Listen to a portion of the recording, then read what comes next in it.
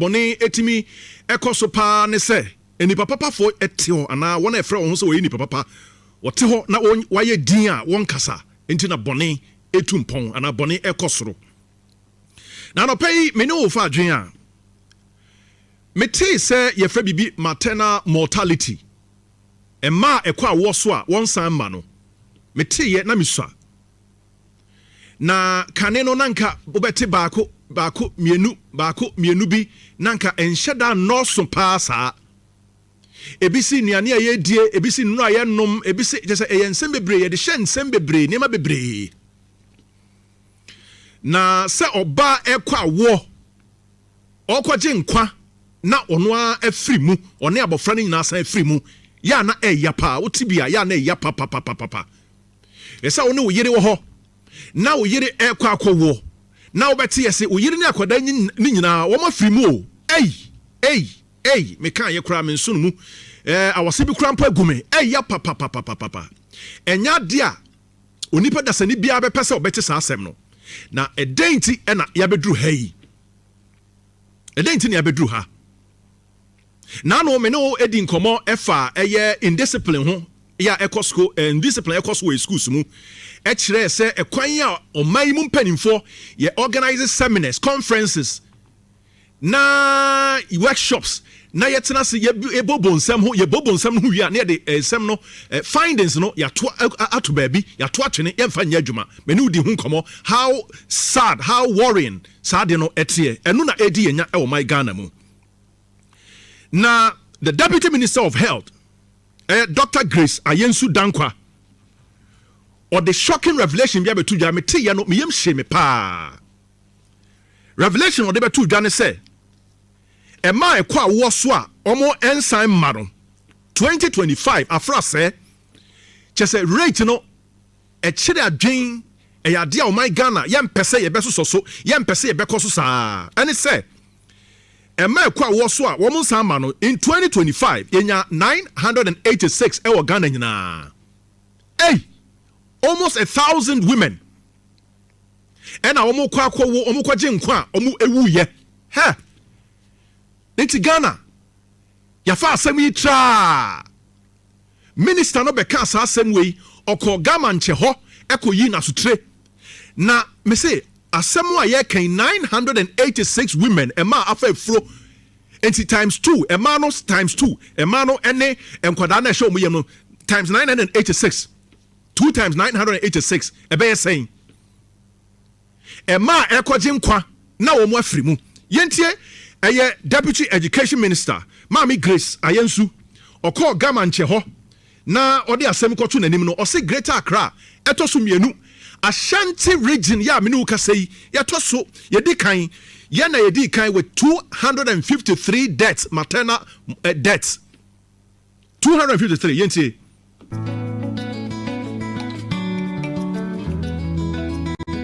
come on na lempenifo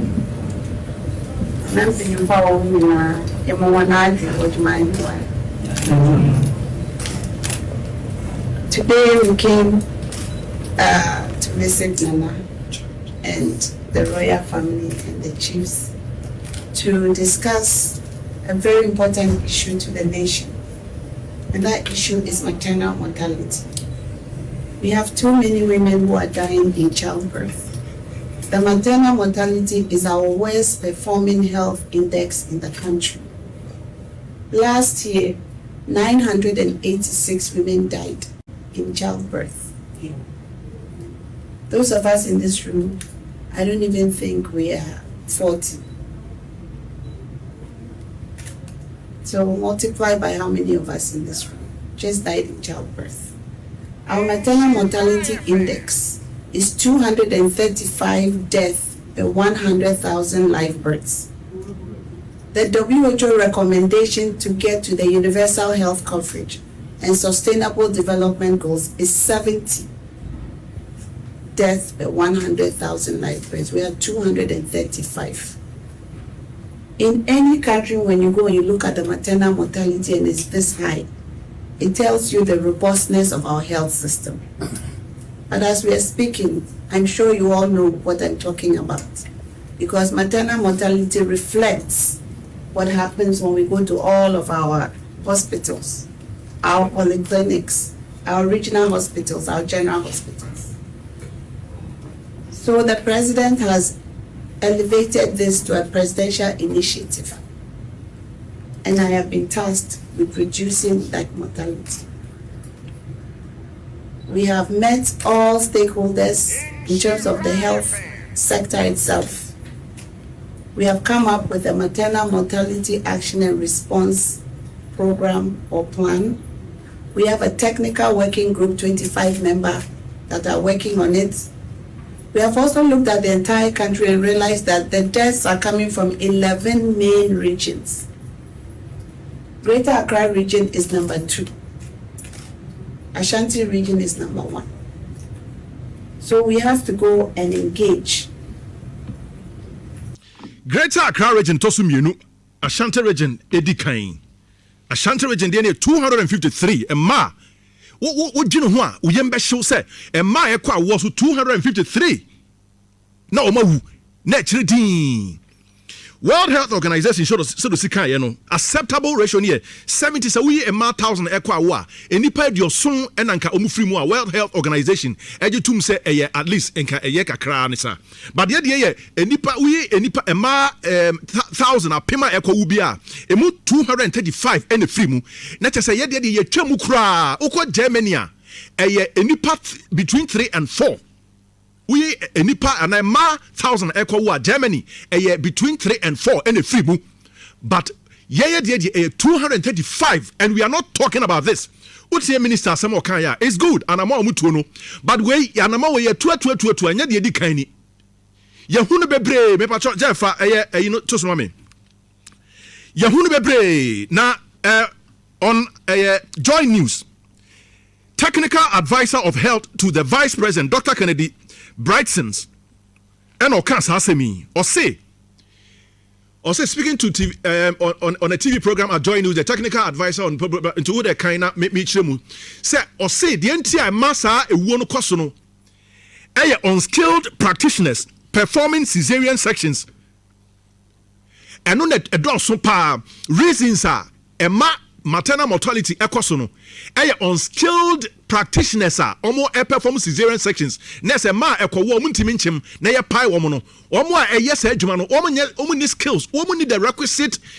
expertise a omo ti dumi di sa adwuma no enti ebia wo so otwa nipa no na waye no basabi na se oba na wu anase wo so otwa but onim yenti na oba na wu ene ye bisa se na eba ne sen o say wo kenkan enwoma no wo school na auto utrim no enkyere se ubetimi dia adwuma mawu ehona me yam hye me ena ma wasigu me se enti ne se yen doctors a wo mo ekosuapom kwaje ntitiye no se wo mo behwe yade no se nye se wo mo kenkan no na ema wo mo atimi ahu de wo so mo ya na ne den a